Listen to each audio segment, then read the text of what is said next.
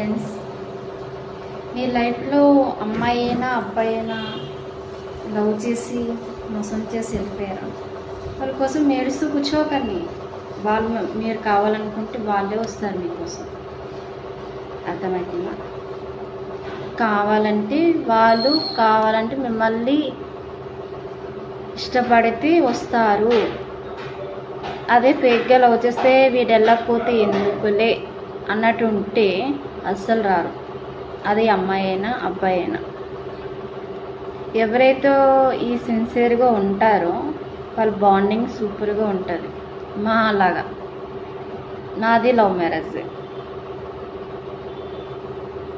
ఒకరికొకరు అర్థం చేసుకుంటేనే ఫ్యూచర్లో బాగుంటుంది.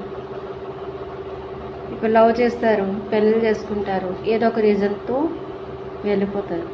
అలా చేయొద్దు. ఉంటే సిన్సియర్గా ఉండండి. లేకపోతే పెళ్ళి చేసుకోవడం మానేయండి. పెళ్ళి చేసుకొని లవ్ మ్యారేజ్ చేసుకొని పెళ్ళి చేసుకొని